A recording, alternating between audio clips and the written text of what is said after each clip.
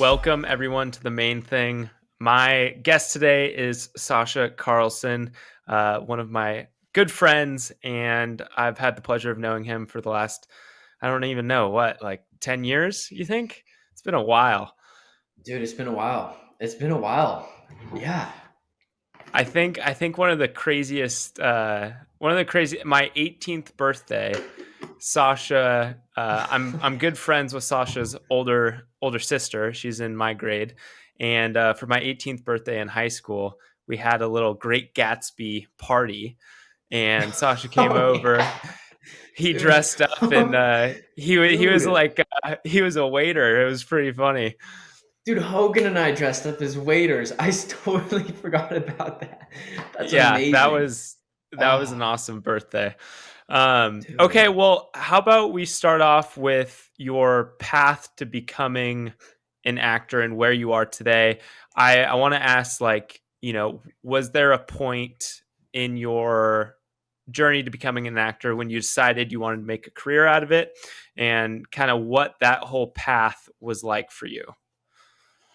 Yeah, so I'll try to keep it short because it's uh the way things lined up for me was really almost like a ripple effect or like a snowball effect in the sense where um I got my start originally as a dancer. I started dancing when I was 5.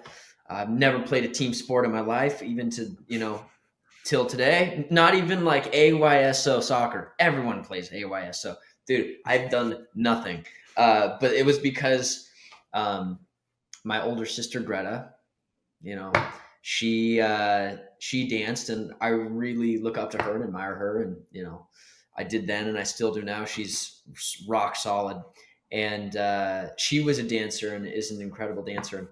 Uh, I kind of followed her, being my older sibling, into uh, I guess the dance realm, and I found that when I was 5 years old, and just instantly fell in love with it.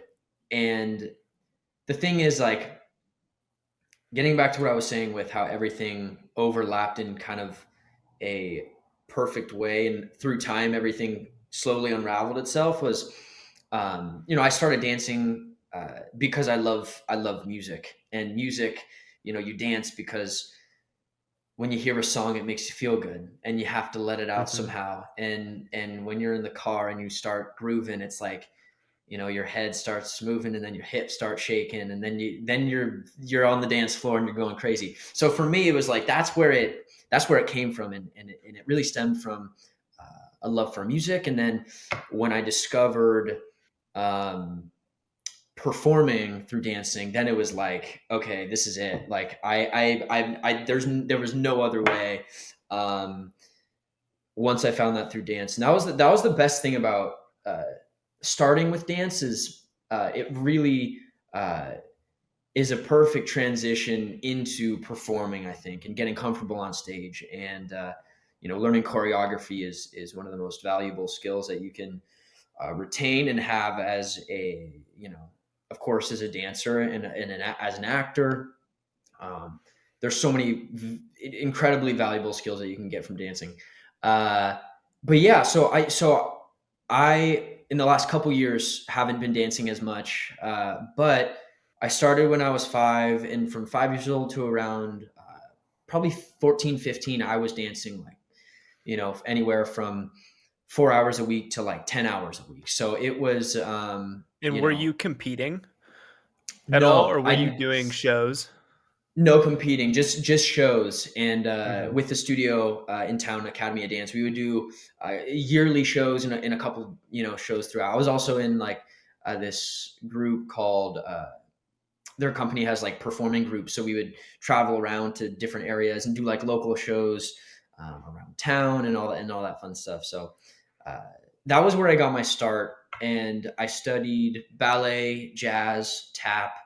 Um, and those were my three main styles that I really become obsessed with at a young age. But yeah, so getting back to the question, which was like, I guess how I got into acting, was when I was 9 years old. Or I think 8 or 9, I was taking piano lessons, quickly realized that I'm too much of a spaz to sit down and try to read music. So then that was out the window pretty quick. And then, uh, and then um, I started taking some singing lessons, and I've always loved to sing. Uh, but my teacher at the time, when I want to say, I think I was 8. She was involved with um, Kelrick Theater, which was a place in town. I don't think they're. I'm not sure if they're still a thing anymore. They may have. Uh, I think the company ended. I'm not 100% sure. Don't quote me on that.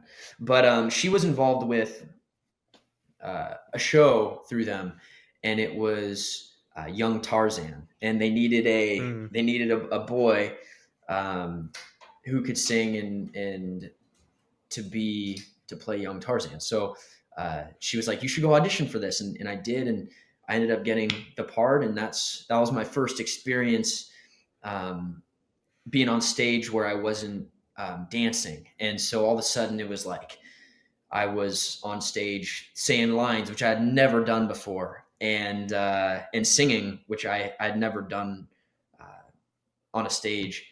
Uh, Sorry, Siri just popped up my computer. I just clicked out of it. No, you're good. But actually, I think I sang at my first grade talent show at Bishop's Peak Elementary School, and that was the only other time I had like sang on a stage in front of people. So this was a huge learning curve. And anyways, uh, I'm so bad at concise answers, man. You're doing great. Yeah, I did. So I did Young Tarzan, and I just like fell in love with that. In about a year and a half time span, I did 3 plays. I did Young Tarzan at Kelrick, and then I went to Slow Little Theater, which is, I believe, called Slow Rep now, in downtown Slow, and I did Sound of Music there. I played Kurt, and then I went to PCPA and did a production out with them out in Santa Maria, and that was Mary Poppins, and I played Michael Banks, and so that was One my of my favorite introduction. movies ever, by Oh, the it's way. so Mary good. It's Poppins. Great so movie. good. Julianne, Dick Van Dyke. Oh man, you can't even. Those Mm-hmm. guys, legends. Uh, so yeah, it was very quick that I discovered this passion for, um, I guess, acting and theater. And Mm-hmm. when I had finished Mary Poppins, I've always loved film. I've always loved the stories that are portrayed through film and television. And that was a world that when I discovered theater, I was like, at some point, I really want to get into this, or at least try it. And and so when I was 10 years old, um, I started working with a local coach in St. Louis. His name's Aaron Metchick. It's through Actors Edge, Mm-hmm. and I took one of his classes, which is like a workshop over a few months. And at the end of his workshops in certain classes that he teaches, you get to go to LA and do a showcase in front of agents in LA, and that's how. Which is, by the way, an amazing opportunity for San Luis, kids in San Luis, and anyone who's uh, from SLO or lives in LA. He coaches out of LA too. I would recommend Aaron. Aaron's great, and he's also a great starting place to getting into getting an agent and getting those first steps down, because it's really hard um, doing that on your own. I mean, I'm not even sure. It's just a really gnarly process. So Mm-hmm. yeah. So anyways, I went down. I did one of the showcases, and I got an agency, which was the coolest thing. I'm still with them today. Shout out to the Savage Agency. You guys rock. And and then yeah, I started going to auditions, and I believe I signed with him when I was 10, and yeah, since then I've been going to auditions and trying to work when I can, and just doing the grind. I love it so I love much. it. It's Yeah. it's just the best. I'm so obsessed, and it's cool because as I'm getting older, I'm just becoming more and more obsessed with it, which is like the best thing ever. And so, Yeah. um, yeah, yeah. So going back to the transition from dancing to singing and performing, I'm excuse my ignorance, but I don't know how actors become actors and like what the transition is like. Like, do most actors start with dance? Do most like is there a starting point for people to transition into acting? And is the path that you took where you were dancing and then picked up singing and then transitioned to like live performing? Was that is that a normal path for people in the industry, or what kind of is the norm there? I don't think there is a norm. I think That's it's, fair. I think it's so all over the place, but that's one of the things that makes acting so unique is like, Mhm. uh, there's no pathway. It's like, um, it's funny. I was listening to Smartless, the podcast with Jason Bateman, Will Arnett, Mhm. and Sean Hayes, and he was saying occasionally like they'll get like a family friend or whatever asking, who's like, "Hey, my son's trying to get into the business. Do you have any advice?" And of course, I am not anywhere near those guys are legends, but what they said was interesting, and I hadn't thought about it, but they were saying you can't really offer like advice or um, in the sense like words of wisdom for starting or whatever, just because there's no set path for anyone. And so yeah, getting back to your question, it's like I think it just depends on uh, there's just so many variables. It's impossible to, I guess, pinpoint one certain way to get into it, or um, I think it's just different for everyone. And yeah, I think that I question, mean, yeah, it sounds like for you though, you were leveraging what you were good at. And yeah, maybe that's what the path is taking what you're good at and then using that to showcase your ability for performing. oh, totally. I mean, also too, it's like there's because I think any hobby that involves getting in front of people and being comfortable, whether it's public speaking or whether it's maybe you're into comedy, maybe you're a stand-up comic, or Mhm. maybe you're, like you're a dancer, or uh, it. There's that common denominator of being in front of people and um being on stage and being seen and entertaining. That is all applicable to this. It's all the same, you know what I mean? Mm. Mhm. Or if you're a musician and you play music, it's like it's the same, I think, part of your brain that's working for all those different activities. So I think that's the thing too, where it's like, you know for me, all of the things that I loved, which and I love now, which are, music and dance and film, it's like they all overlap in the most perfect way, um, because they're all involving, live performance and entertainment and telling stories. So uh, there's definitely it falls under that umbrella for sure, Totally. if that makes sense. Absolutely. And maybe not a piece of advice, but you know, what's one thing that you did growing up that you believe set you up for success in dance or in acting or with singing? Not necessarily, a path per se of what people should do, but just one thing that you did that contributed to your success. Could be a tool that you used, a coach that you used. What's one thing that you would suggest?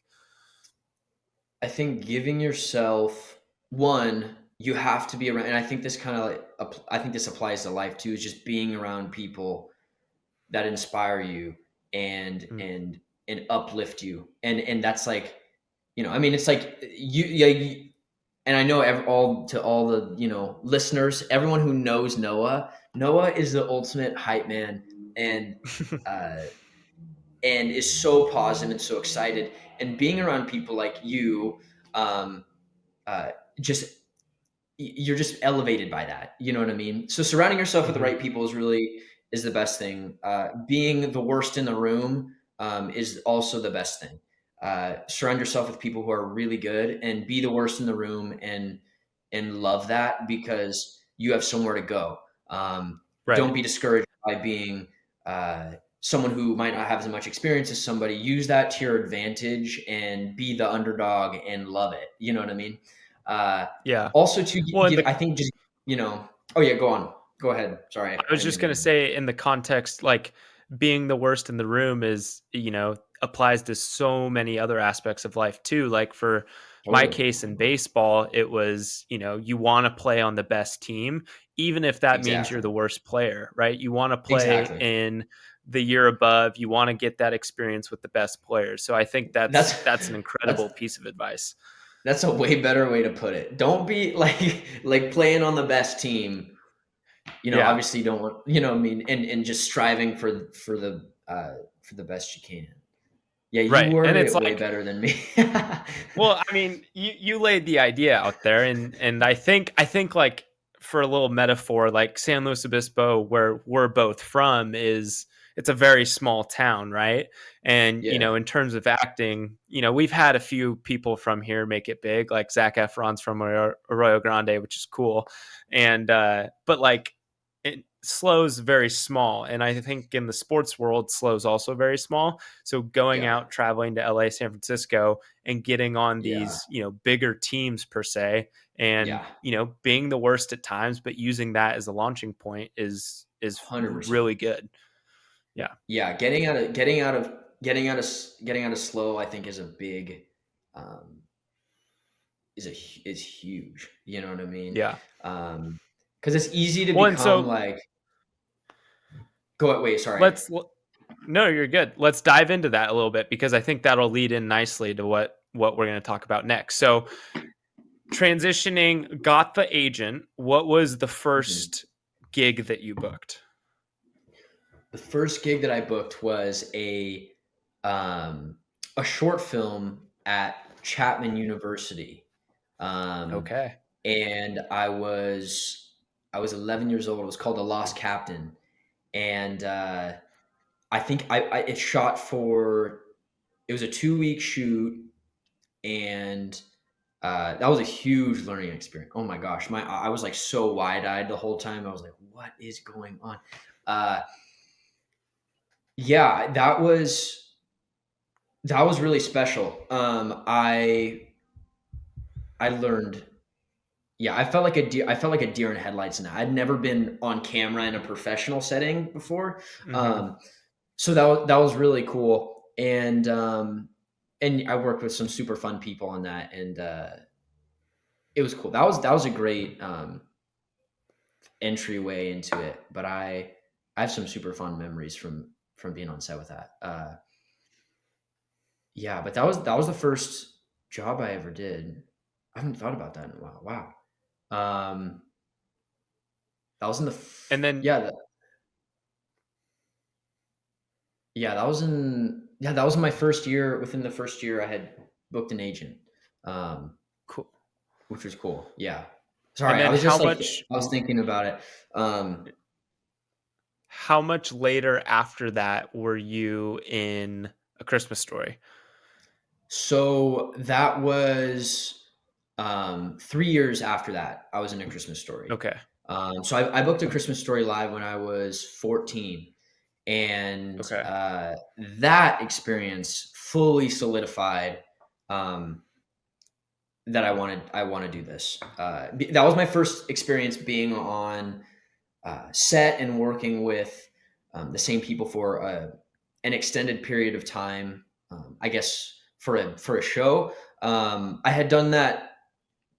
What I loved about that process was it was very similar to my experiences with theater, which essentially is what it was, because um, it's like a Broadway version of A Christmas Story, the musical, but on film basically. So it was the same format where for a month in LA we rehearsed at Center Stage in Burbank, which is a um, super cool rehearsal area and space. And then we moved to the Warner Brothers lot for a month. And then that's where we started working and rehearsing with the sets, getting all the choreography with the cameras. That experience was absolutely incredible. I made some of the best friends through that. And That I have to this forgive me day. if I'm saying this wrong, but the Christmas Story Live, you practiced for 3-4 months. It You was rehearsed two. for two Yeah, months. So you 2 months. rehearsed for Yeah. 2 months, We and had then 10 weeks. Yeah. you showcased it live to the world on live TV, right? Yeah. Yeah. I didn't give And like any backstory on that. Um, that was my well, no, bad. that's I'm glad we're talking about it. But what was that? What was leading up maybe in the last 2 weeks to that moment where it's on live TV? What was that like? Were you doing the full rehearsal almost every day, or how did you go about that? Yeah, so that last 2 weeks leading up to the live, show was really intense because we started getting, all of the props and, all the minute with that, everything was so specific because the show was around 3 hours long in total, and including Mm-hmm. commercial breaks. Since it was live on television. It was similar to how a news station broadcasts, in the sense where uh, the thing that made that really hard was there was probably 50 cameras on set with us that are Oh moving with us. So wow. they would cut to like each camera for the different angles. We had so many different sets we were working on, and we were also working with. There was a lot of moving variables too, like the snow that we danced in for that. It was real snow, you know, so Mm-hmm. it was like hard. I remember one dress rehearsal, we all were just eating it into the snow. It was hilarious. We couldn't stop laughing, but um, that was that was especially looking back on that whole experience, and how young our cast was. Um, it's I'm a little I'm impressed that we pulled it off just because between dancing and choreography and lines and costume changes and all of these things. I mean, it was like all cylinders were firing when we were doing that, and that 2 weeks leading up to it was like everything was really coming to life. We were all getting our hair cut, we were all getting our costumes dialed in.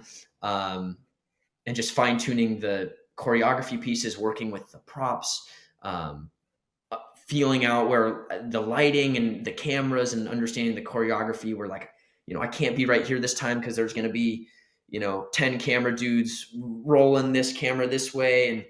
And that was very calculated, that whole experience. And it was really cool. But that also, it felt so familiar to me though, because growing up dancing, it's what you do. You rehearse for the longest period of time, and then you finally present your live show. So by the time that we were ready to do the full run through in the show, we all felt very ready and very prepared. But just hours and hours of rehearsals.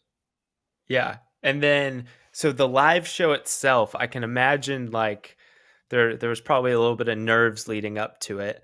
And then when, the camera's on and you go, what like do you're obviously relying on all your rehearsal practices and doing all that, but what was that moment like? Like what was the hour that the show was? What was that like?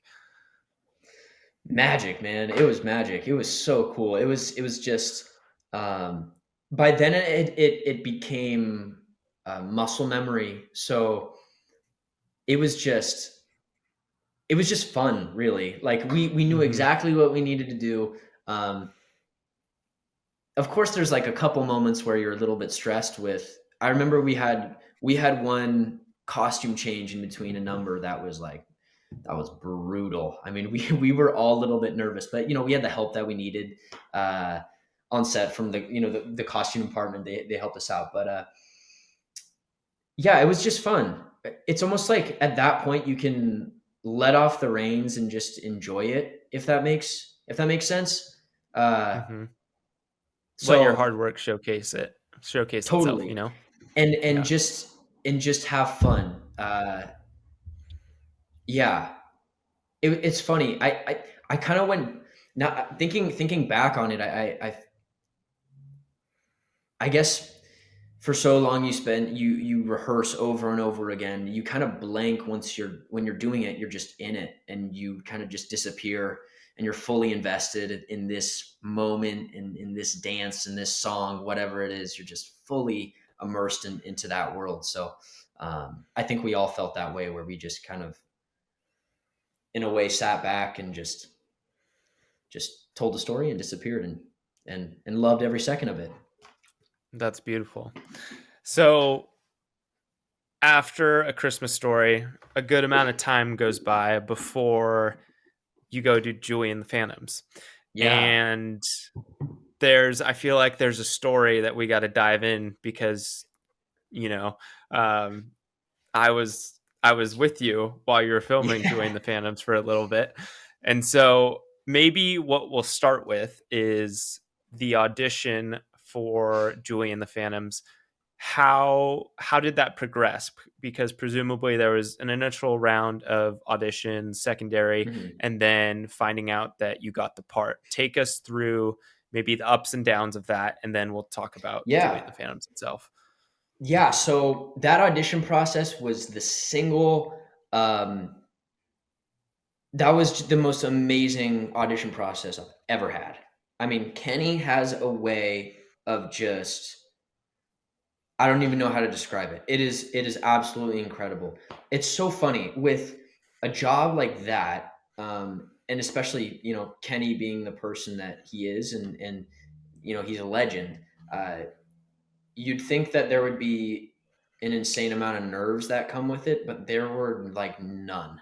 It was really strange, and I don't tend to get nervous before um, auditions anyway, because I don't know, people are just people, and that's Hmm. kind of the way that I view it when I go into a room. But yeah, so that audition, it started, I want to say in May of 2019, and I think it was May, and I originally had sent in a video of me.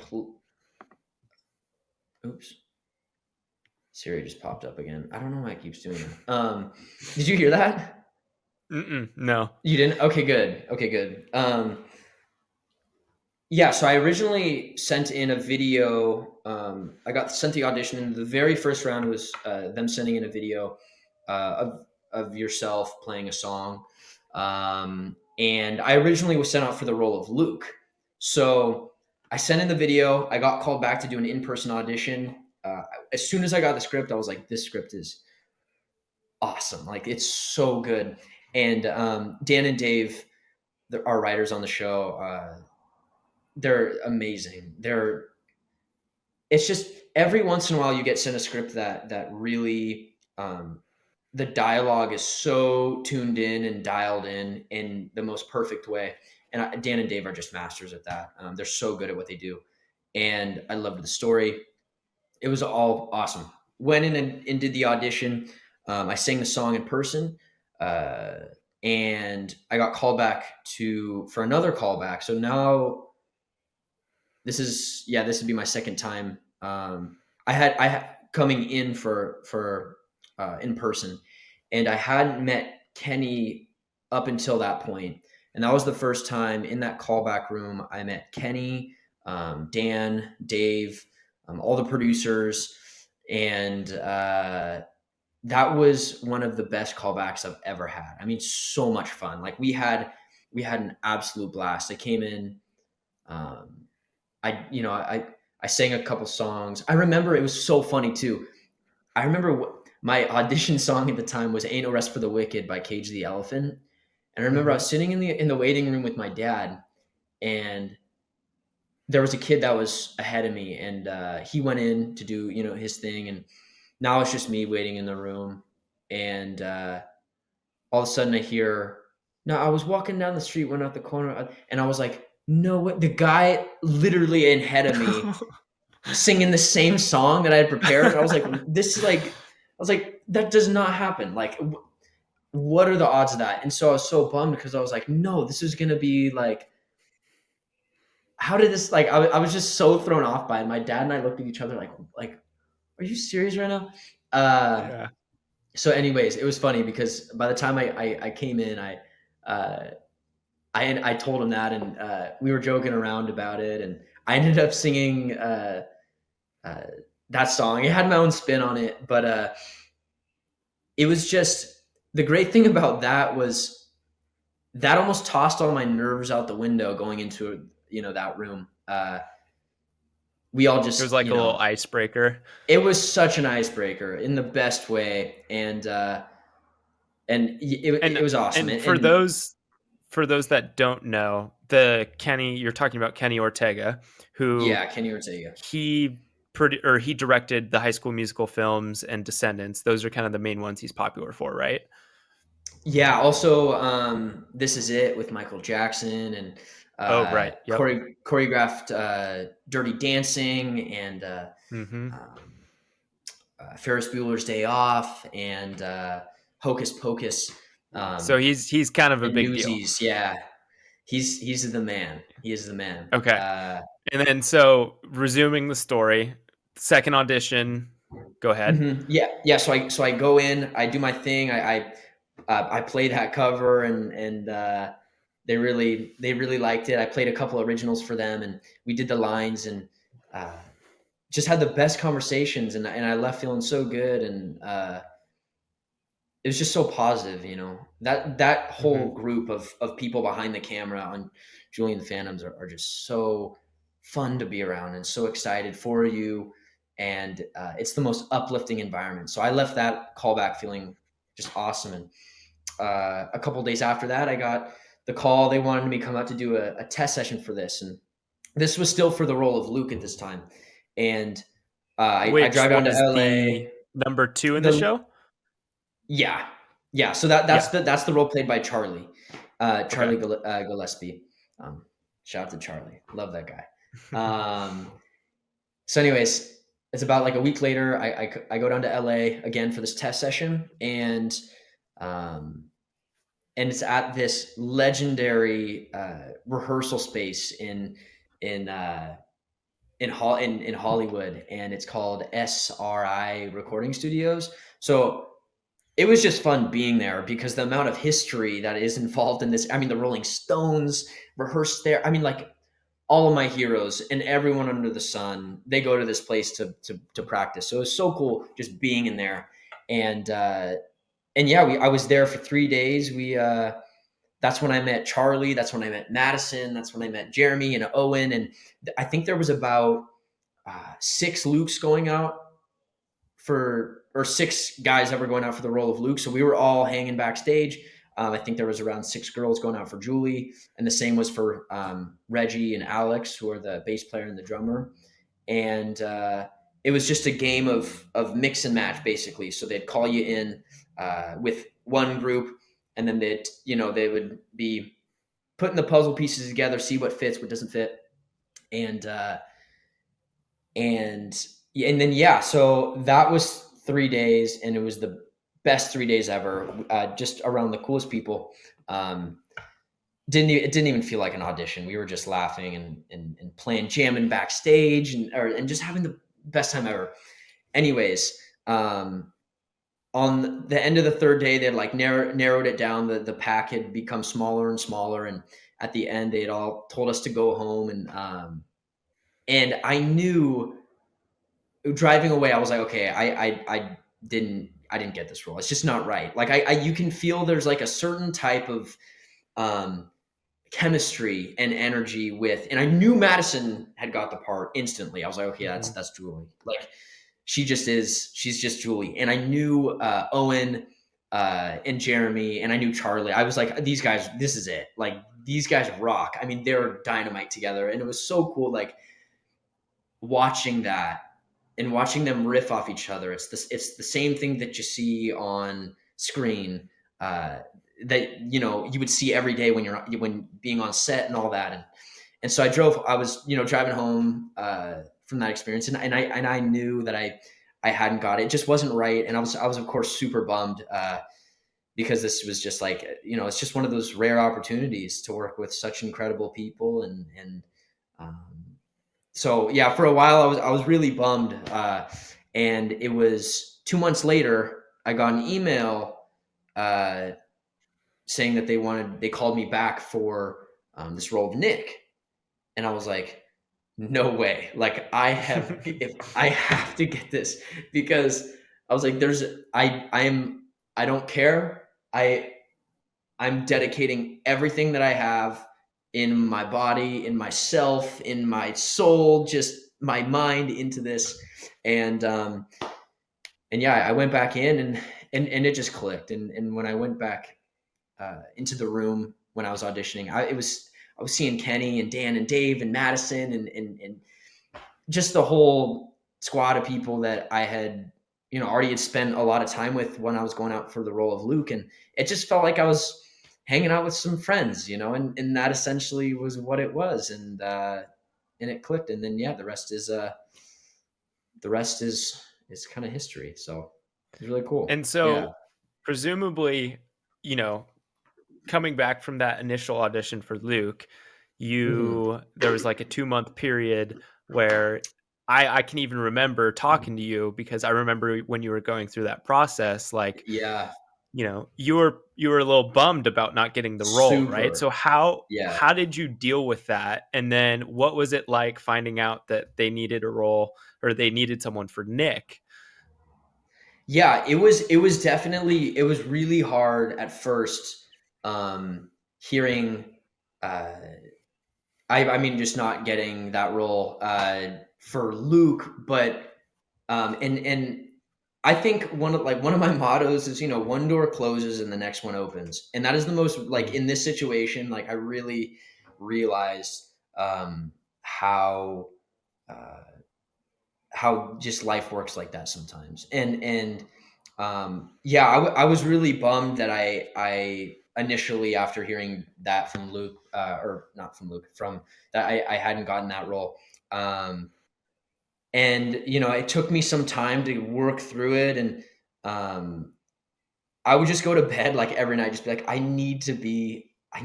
just want to be on the show so bad and just work with these people, like. And I was just, yeah, I was that was just constantly on a loop in my head for that period of time until I got called back for Nick. And when that opportunity arose, um I was just like, yes, this is it. Like I have got to do this. Like this is my chance. This is my second opportunity, and I'm going to freaking run with it as far as I can. And that was the best feeling. That was like one of the best emails I've gotten, because um like regardless of I just wanted to spend more time with everybody, and be able to uh, be around these people that were just so excited about life and uplifting. And when I booked the part, and when we went to film, it was just everything that I had envisioned it to be. Um, it was, and it was magical, and it was so cool, and I felt like, you know, yeah, yeah. I don't know how to describe. It's so hard to describe this thing, just because it's like a feeling, and Totally. it's such an energy, and it's so hard to put into words. And a lot of times, like my response every time I get, like, I've been asked about this, I spend 20 minutes talking about it, and in my head I'm just like, come on, Sasha, concise, like, let's shorten it. But it's so hard to. There's so much that comes with it, and yeah, I just, Well, let's dive yeah. into a little bit of the specifics of it, because Yeah. Yeah. I'm curious. So what was, you got the part as Nick, And Yeah. then there was a little bit of time, and there was a little Mhm. bit of logistics to figure out, because at the time you Yeah. were younger than 18, and if you're younger than 18 on set, you need a legal guardian. And walk us through kind of what was going on there, and then how how that unfolded. Yeah. So so yeah, I needed a legal guardian on set. I wasn't old enough to be there by myself, um and so both my parents, they work, and and they're busy with jobs every day, and they can't take one of them can't take like 2 months off work to be my guardian on set. We just like as we can't make that work, and Right. so that's when we called Noah Cracknell. and, and when you need a guardian when you're 16 and Noah's 19, which is like the cutoff age, you call him and he's Yeah. your guardian. He's your guy. It was so funny because we had we were in a constant rotation of guardians. It was my mom would be come up for like a week and a half, then my dad would come for like 5 days. Noah would come for 2 weeks. Then Greta would come. My sister Greta, she would come for like I don't know, a week, and we were just on this like cycle Rotation. of Yeah. rotation, and it was so funny because I remember production being like, "Why do you have a different guardian with you every like every 5 days? Like, what's going on?" Uh, oh man, there's some good laughs with that. Also, too, they were like, "Wait, your guardian's 19, which is like the cutoff age. You're not." I don't. I mean, they were like looking at us, scratching their head, like, "Wait a minute," It Yeah. was the best, man. It was the best, but Yeah, um, well, I have to say thank you, because I absolutely love that time, and I've discovered that I love Vancouver. Vancouver is an amazing city oh in British Columbia, man, Vancouver's the and best. Vancouver is the best. And so one we have many memories from that time. We have One so of the many. memories that sticks out to me that I think would be interesting to share was the night that you developed hives all over your body. Oh yeah, Right, like yeah. right before the day before that you have like a big part that you're filming. Oh, dude, that was so funny. So Um, you want to tell the story? sure, sure. So there was when you're on set and you're around so many different people, you're gonna get sick at some point. Like it's almost a given. It happens every theater production, every dance performance that has extended amount of time. Someone's gonna get sick. And sure enough, on Julie and the Phantoms, that was the case. There was this bug that was going around that was horrible. And This is I pre-COVID, by the remember, way. this is pre-COVID, Pre by the way. Yeah. pre-COVID. And and I remember I started feeling sick, so I took this. It was like this flu medicine, and that Well, I'd never we taken it went to before. the grocery store. We went to the grocery store Right. because we were dominating some pasta with some olives. That was our go-to, and we Oh, needed more it's supply. And so when we got to the grocery store, we went to the drug section, and I was like, "Yeah, let's look for some, like some Benadryl or some cough medicine or something." And Sasha grabbed whatever he saw, and me not being the legal guardian I should have in that moment, I should have looked for an American brand or something a little bit more specific. And so we grabbed what we grabbed, and then we headed back to the apartment, and then go ahead. Man, I went to bed after we ate our pasta in olive oil, which was like our evening ritual. Yep. Uh and and then we watched The Punisher too, which was like that was the We other reason. that was the other thing. We loved that Dude, show. we lived off of pasta and The Punisher. That whole Yep. trip, and Ritz crackers, dude. It was the Ritz best. And crackers, then like 100%. an occasional apple. It was awesome. Uh, and yeah, so I took this this cold medicine, and I went to bed, and I was in bed, and I was like I got really like really itchy. I was like, what is? is something in like my bed? Like, is there something on my sheet? Like, I don't know what it is. And for about a half an hour, I was just so restless and so itchy. So then I was getting super hot, and I was like, "What is going on?" So then I stood up, and I, I think I went to the bathroom, and then I turned on the light and was like, "Oh, like, oh God, this is bad." And my body, I I can't I don't know if it was on I don't know if it was on my face. I don't think it was on my face. I don't. It was like I on your think neck and then all it was over your body. I was a mess, man. I was like, it was red everywhere, and I was kind of puffy, and I was really hot. And I remember being like, "Hey, Noah," like a knocking on your Yeah, door, being like, yeah, I because got, I had gone to bed, and yeah, I'm so glad that he woke me up. And so when I like woke up, I was like, "Holy shit!" Like you have hives like all over your body. And so I called his mom, who is a nurse, and told her the situation. And she was like, all right, we got to get some Benadryl. And so then the conquest was on, because yeah. for whatever reason it was really difficult to get Benadryl at like It was so, 11:30 p.m. it was so hard. Like Yeah, we drove to like multiple pharmacies. Everything was closed. We were like, "What?" everything was closed.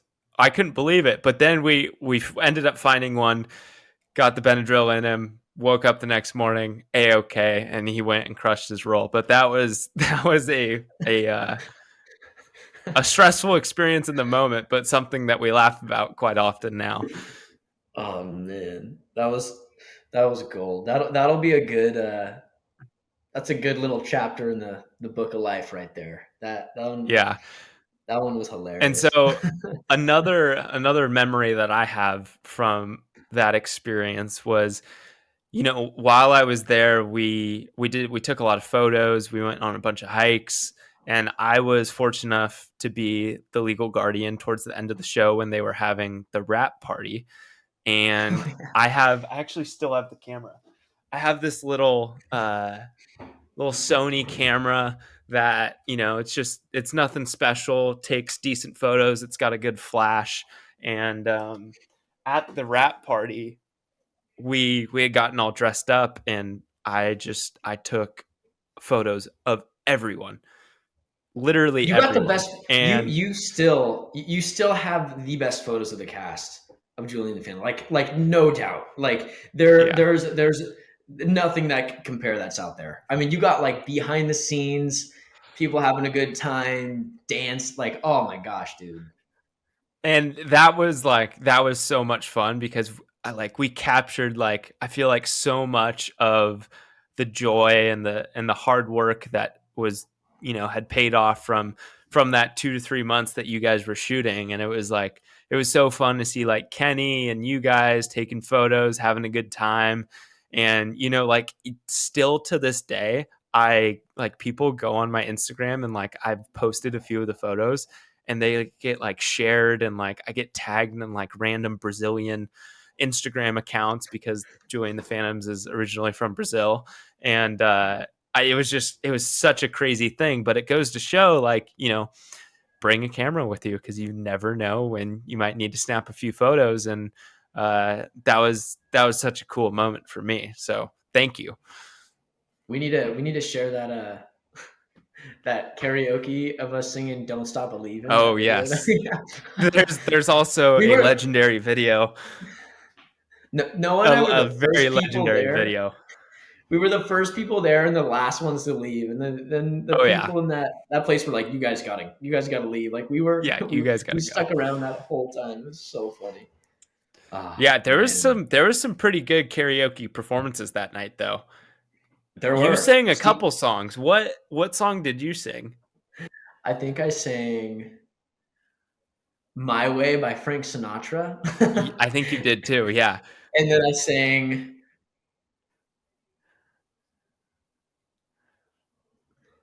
I have a video of it. I could pull it up somewhere. But there was also like you, Charlie, Madison, and Yeah. Jeremy and Owen. I think did one too, right?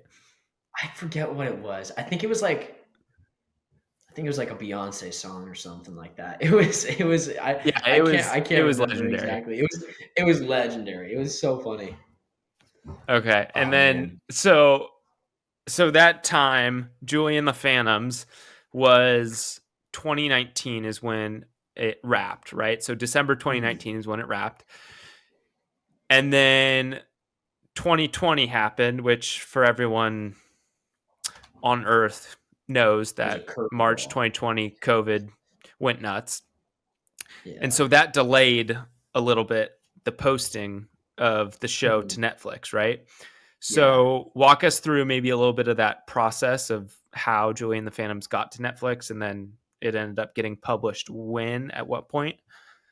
Yeah, so there was a lot of, I guess for our production in general, the dates were all over the place. And when COVID hit, it was, everything was kind of an uncertainty because we didn't know when it was okay to the post production.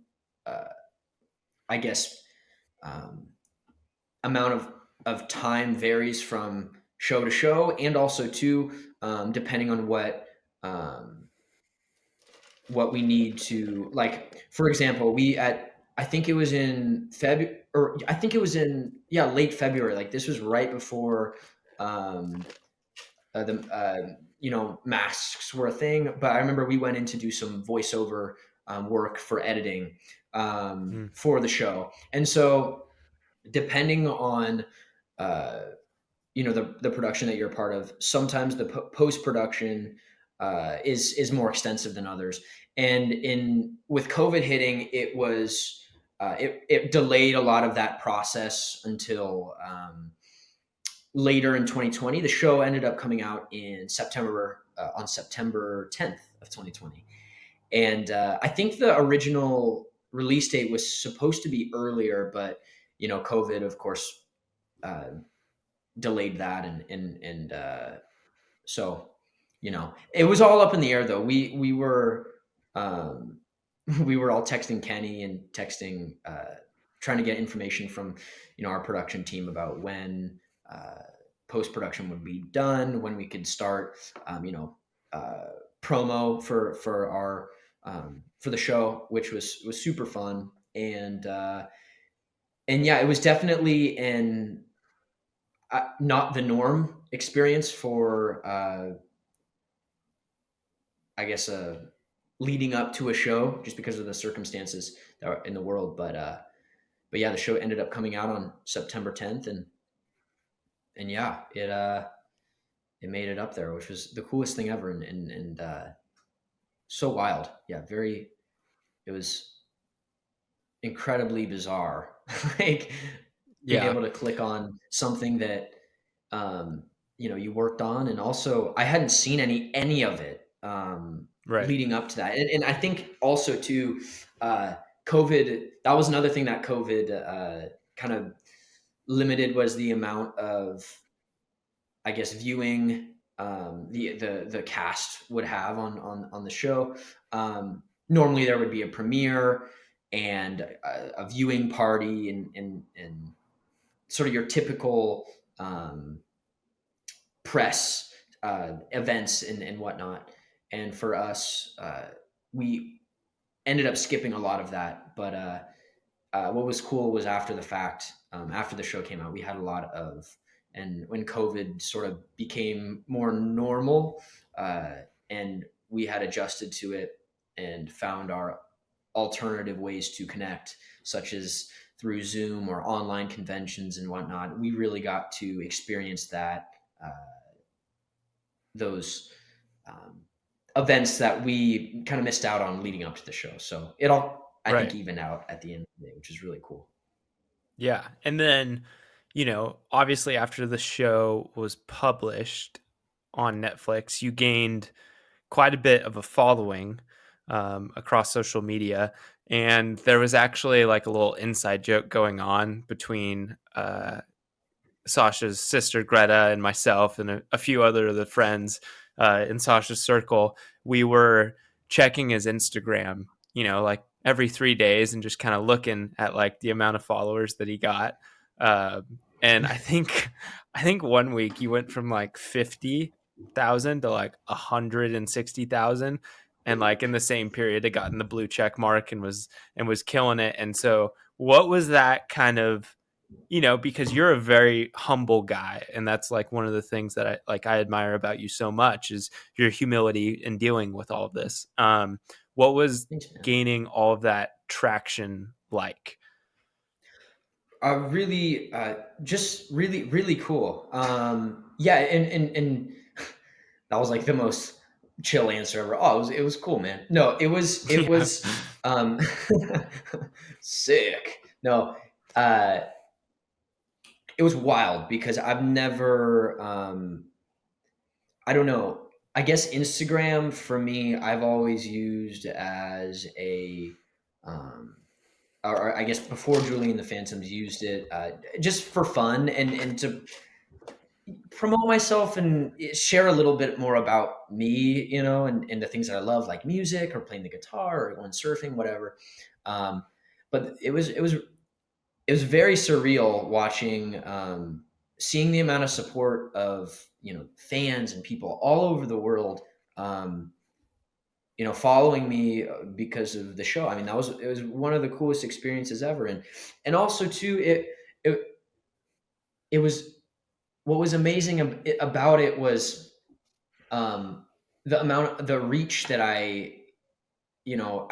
when you get followers like that, your reach is it grows a lot, and the amount of people that you can connect with, it all grows, and Hmm. um, which was incredible. And so yeah, it was insane. Just the amount of support was unbelievable. I never thought that I would. Um, it was overwhelming, in the best Yeah. possible way. So Yeah. uh, that was a very very cool experience. And the most amazing thing is I was able to connect, and now I still am able to connect with um, people all over the world, and that is like Right. that is such a beautiful thing, and I try to use my platform for as much um, good as I can, and maybe it's something that might make you smile or something that hopefully um, I can play to make someone feel good or share something that can you know uh, hopefully benefit something or someone. And so uh, yeah, that the whole social media is very wild, and it definitely that all happened really fast. Yeah, it's pretty crazy. And so I Yeah. think one of the things that you're over the last year since the show has been released, last 2 years since the show has been released, you've found a way to develop deeper connections, relationships with not only the fans, but the people within your industry, right? And Yeah, I think that is incredibly powerful because that spans across, all aspects of life. Do you have any like insight about how you go about building relationships with people and, how to build good social connection with another person? for sure. Yeah, it's funny because I almost use Instagram similarly to similarly to LinkedIn, in the sense where I'm always trying to reach out to people and make a connection. I'm a fan of a lot. The cool thing about social media is like there are so many. For music, for example, I love guitar playing. I love I love to sing. These are two of the most uh, two of the deepest passions in my life, and so I follow a lot of people a lot of incredible musicians. And the most one of the best things about Instagram is it's a platform for you to reach out to those people, and make a connection and support others. And I've been using that too. Like I send all my heroes, all my favorite singers, all my favorite guitar players messages saying, "Hey, I'm a huge fan of your playing. Uh, you absolutely rock. I'm so inspired." And depending on where they're at in the world, you kind of just you start to make people a part of your orbit, and that's something that in the last year I've really been using Instagram as a tool to do. And yeah, the amount of connections I've made a lot of incredible connections, and also met a lot um, of just amazing people through Instagram, which is really funny. And it seems it's a little bit strange and foreign just because a phone is such a big filter, but um, Instagram is an amazing place to make a starting point. Sorry, Siri keeps popping up on my phone and I keep having to close it out. um, it's just a great starting point to make a connection with somebody and keep people in your orbit. And yeah, it's Well, and I I think would say I love that idea of, adding people to your orbit, because totally. you do that on social media, but a lot of the times I think what separates maybe what you're doing as opposed to some people is that you're then interacting with these people in person, right? So you're, Yeah, you know, talking to a band and then going and seeing them, right? yeah. Like an example of this is Joyous Wolf. If you guys haven't heard of Joyous Wolf, they're an amazing rock band from based out of Orange County. These guys absolutely dominate. They're so good. And anyways, I found their music through uh, I found their music online roughly I'd say like last November, and instantly loved their sound. And Nick, the singer, Nick Reese, he has an incredible voice, and I'm a singer as well, and I'm always looking to take as many notes as I can from whoever. I'm like a sponge, dude. Like, give me whatever advice you have, and I will use it and I will absorb it. Um, and so I sent him a message just asking him, "Hey, like, do you have any tips for singing and whatnot? Like, I love your guys' music. Like, you guys absolutely rock." And anyways, that was like how I got in touch with him. And I simply sent him a message about, you know, vocal tips. And what was really cool is I stayed in touch with him, um, and then they announced a show in LA, and I ended up going down to see them because I wanted to meet them in person. And I ended up Mhm. meeting Nick in person. I met the rest of the band; they're the coolest guys, and now they're a couple of my buddies. Um, and I spent uh, gone to two of their shows, and they absolutely rock and are some of the nicest. They're so cool, like the nicest people. But yeah, I got that initial connection through just sending a message about vocal tips, and then I think it's up to you whether you want to go out of your way to, um, like, I guess, solidify that connection too. You know what I mean? Right. You have to be willing to get in the car and drive to go meet these people, and Mhm. uh, that's really important. I think in any industry is uh, it's all about who you know. Really, like there's so many. Right. And the more connections that you can make is just better. But it's also cool. For me personally, I'm not like trying to go. I love to go out and I'll drive down to go see those guys play, or see Dirty Honey play, another band who um, I kind of made a connection through social media. The singer Mark. I go make sure to I go out of my try to go out of my way as much as I can for people like that, because I really believe in what they're doing. I Right. love the music that they're making, and the art that they're putting out is like can make the world a better place. I mean, it really Mhm. can. And that's the power of art, and I firmly believe in that. So for me, it really comes from that place in me where I'm just happy to support if I can. And also too, um, but it goes back to the thing of Instagram and social media, on how you can use your platform to yeah, make a connection, and also uh, use it for stuff that you really believe in, and I always try to Right. share as much music on my Instagram or in social media, because I believe that music makes the world a better place. So that's something that Yeah. I invest a lot of my energy into, and yeah, making connections is huge. Just send them a message if you have someone who you're like, oh, I admire this person. Just send them a message and see if they get back to you. You never know. Like it Right. is crazy where the smallest things can end up taking you. Like it's so Absolutely. wild. Yeah. Yeah. Well, and I think you're setting a good example for people for using social media for good and for putting good into the world, and so I commend you for that, and I suggest anyone who's listening Thanks, to man. follow in your footsteps, and whatever that means in your life, use social media for the power of good, because so often it can be not used for the power of good, right? So For sure. good on you. And I think this is a good pivoting point. I want to talk about music a little bit, Yeah. because you're in a interesting genre for your age and for the time period that we live in, right? So, Yeah. I'm 22.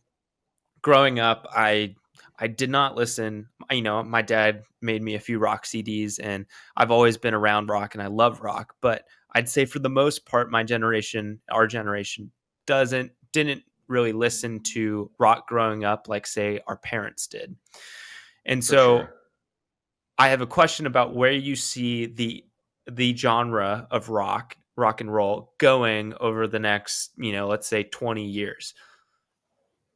Oh, it's coming back hard. Like I love it. it's coming back. It's coming back so hard. Oh, 100%. There's there are so many good bands out there. And I am, there's a lot of incredible bands who are young too. Just to name a couple, Joyous Wolf, Dirty Honey, Naked Gypsy Queens, Tyler Bryan and the Shakedown. I mean, those guys have been around for a while and are killing it. And oh, there's so much good music that is uh, in the rock genre that has been put out there in the last, I'd say, 5 years or so. Um, Hmm. but yeah, I definitely see it coming back. Even with like Machine Gun Kelly and Travis Barker, kind of. Uh, Oh yeah. I know Machine Gun Kelly. He was more like I in the. I think a lot of people associate him more with like the rap genre from his earlier work, but he's also been Right. involved in the rock scene for a really long time. And him and Travis Barker are they're killing it right now. And there's also a lot of Yeah. so yeah, I think there's a lot of young bands on the way up that are definitely going to take the world by the horns, and which is exciting. So So here's a question for you. Well, actually, go yeah. for it. Expand on that point. Oh no, no, I forgot. I forgot what I was going to say. I have a question for you, because you're obviously very well versed in rock and roll, and on Instagram, if you follow Sasha, he posts a lot of old clips and pictures and videos from the 80s, 90s, 70s of rock and roll, right? So if you could go back to see one artist or band, what artist or band would you see, and what time period, where would it be? I know that's a loaded question for a I mind like think yours. I I think it would be either Freddie Mercury, Queen at Live Aid in 1985, Mhm. or it would be Led Zeppelin in 1969. I think I'd probably go with Led Zeppelin just because, um, man, I'd love to go back to the 60s, even if it was just for a couple hours. That'd be so cool. Yeah, But yeah, Led Zeppelin is like, they are one of my all time favorites. I mean, how could they not be? And they're, right. I mean, it just brilliant. And I would love to go see them just because that group, especially when they were starting out, just like so much power and so influential and revolutionary for that time. I mean, you Yeah. know. just absolutely incredible players, and just their music to me represents something so much larger than life. You know, when Mhm. I mean, the amount of times I like sit in bed or sit in my room, just shut my eyes and just like disappear into, um, I don't know where I go, but Led Zeppelin is just a catalyst for your imagination to run wild, Mm, and I think being able to experience that live would be, of course, an even more amplified experience of that. So, um, right. those guys are And heroes. Yeah, so you recently wasn't Led Zeppelin's son, but you met Eddie Van Halen's son recently, and I didn't actually, meet I didn't oh, I you didn't meet didn't him, meet him. unfortunately, You got to but see him I play live, though, saw him right? play, and you guys, holy smoke! So, um, my buddy Mark LaBelle, from Dirty Honey, Okay. they're on tour right now with Mammoth, which is Wolfgang Van Halen's band, and they're doing a co-headlining tour with them, and it's Dirty Honey and then Mammoth, and oh my gosh, uh, it's absolutely incredible. I saw them at the Will Turn a month ago in LA, and my mind was blown. And I hadn't listened to a lot of Wolfgang's music, before the concert. I had listened to a couple songs, and um, I really liked it, but listening to it live, I was I mean blown away. And as a musician, that guy's credible as a singer, as a songwriter. Um, yeah, that guy's gonna take over the world for sure. I'm so excited. I'm so excited to watch it too. It's like, oh man, the Well, and power, it like sounds like that. he's another guy in rock and roll that could really, reignite the industry and shape the industry, Oh my right? gosh, totally, totally. Yeah. Um, that was a concert that you felt in your chest. You know what I mean? You felt that in your heart. Hmm. Like the kick drum was just like it was the drums were thunder, and just the guitar playing was absolutely electrifying. It was so cool. Um, that was amazing. Yeah, yeah. Keep your eye out for that guy.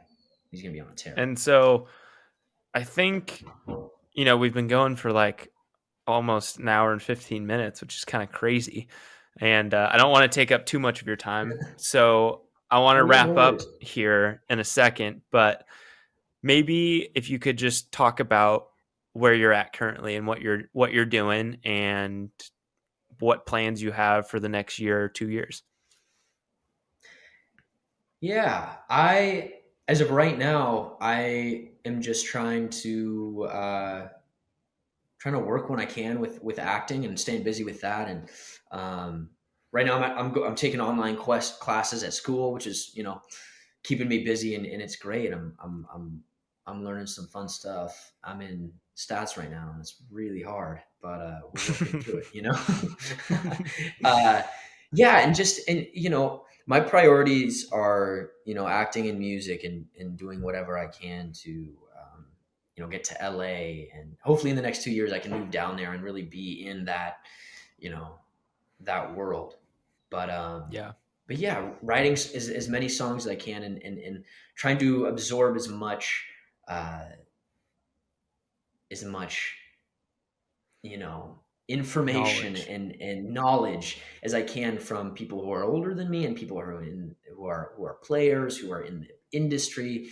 Um, yeah, and I just want to go. I just want to get up on a stage and just Freddie Mercury the shit out of it. I Yeah. really just want to go do Amen to that that. so bad.